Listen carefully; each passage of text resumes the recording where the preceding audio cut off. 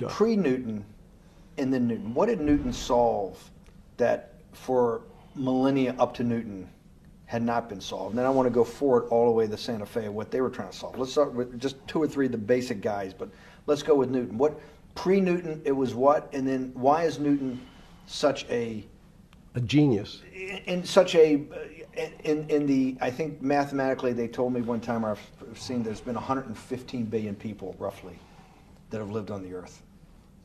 And of that 115 billion, Newton. Are you sure that's a number? That sounds a lot very high. We only have 7 now. I think in the history of the Earth, I think I'll pull up the stat for you, but I think it's 115 billion people. They figure that probably is inflation. That's why you have lived on Earth. But he's one of the handful of the most important. What did he solve for? Why is he so important for how we live today? And then we want to go through Leibniz and the other 2 or 3 other major ones to get us to Santa Fe. Well, it's a long journey. This is the heart of what we're trying to do. Let me take a bit of a detour just a second. What if you went to high school and the last year in your high school, you took calculus. So Isaac Newton sort of invents calculus. Well, that sounds invents. Mathematicians to torture seniors in high school before they graduate. Yes, but obviously no. Yes, the answer is yes. Certain people could never do calculus. Why is that? Why is calculus so?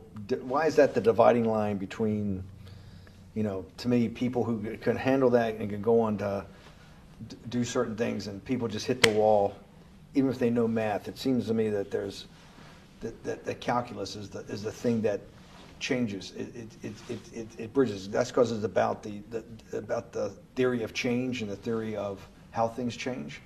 It's a great question. But in fact, what calculus does is it's somewhat philosophical. That's why mathematics Newton wasn't a mathematician, he was called a geometer. That's what they used to call themselves. They understood geometry and numbers. But there's an old conundrum where it says, during Pythagoras' days, Zeno's paradox it's called, where they said, well, if the wall is 2 feet away from me, and I take one step that's halfway to the wall, that'll be 1 foot away. And if I take another step that's half again, that'll be half a foot away, and then a quarter of a foot. I could walk forever but never touch the wall. Doesn't sound realistic, doesn't make any sense in our real lives of the physical.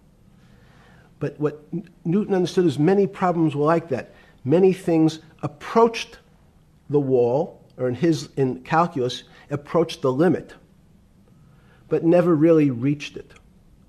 So he said, it's okay, you don't have to reach it. We can do lots of the mathematics as if it was so close, it was almost there. And we could do lots of mathematics almost being at the limit. And this is really